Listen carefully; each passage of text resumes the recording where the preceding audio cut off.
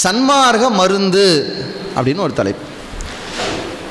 அதை பார்த்துட்டு ஒரு நான் சளிக்கு, ஜலதோஷத்துக்கு, காய்ச்சலுக்கெல்லாம் மருந்து சொல்ல போகிறேன்னு நினச்சிடாதீங்க.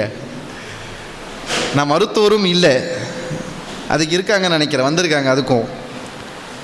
ஆனால் சன்மார்க்க மருந்துன்னு நான் பேச வந்திருக்கேன். அதனால் ஐயாவுடைய மூலிகை அட்டவணை, மூலிகை குறிப்பு இதெல்லாம் நான் பேச போகிறது இல்லை. நான் ஒரு உண்மையான மருந்தை பற்றி உங்கள்கிட்ட பேசலாம்னு வந்திருக்கேன். மருந்துனாலே முதல்ல நமக்கெல்லாம் கசக்கும், பிடிக்காது. நம்ம வீட்டு பிள்ளைங்களை பாருங்கள், மருந்துன்னு சொன்னாலே ஓடும். ஆனால் இந்த மருந்துங்கிற வார்த்தையை கேட்டாலே என் மனசில் ரொம்ப ஒரு ஓரமாக ஒரு கஷ்டமும் எனக்கு வர்றது உண்டு. ரொம்ப கஷ்டம், சின்ன கஷ்டமும் வர்றது உண்டு. அதுவும் நம்ம தமிழ் அப்படி ஒரு சொல் வரக்கூடாதுன்னு நான் நினைக்கிறேன்.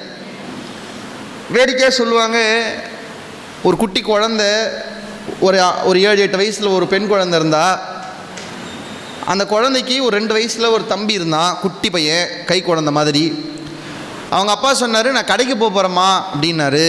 அந்த பொண்ணு கேட்டுச்சு, எங்கப்பா எதுக்குப்பா போகிறேன்னு கேட்டுச்சு.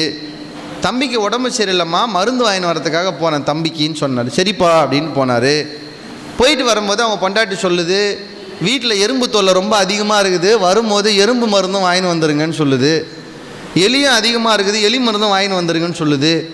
இவர் அது எல்லாத்தையும் வாங்கிட்டு வந்தோடனே அந்த பொண்ணு ரொம்ப அழகாக கேட்டுச்சு, அந்த குட்டி பொண்ணு, குழந்தையும் தெய்வமும் ஒன்று சொல்லுவாங்கள்ல, அந்த குழந்தை கேட்டுச்சு, நம்ம வீட்டில் தம்பி பாப்பாவுக்கு மட்டும்தான் உடம்பு சரியில்லையா, இல்லை எலிக்கும் எறும்புக்கும் உடம்பு சரியில்லையாப்பான்னு கேட்டுச்சாங்க.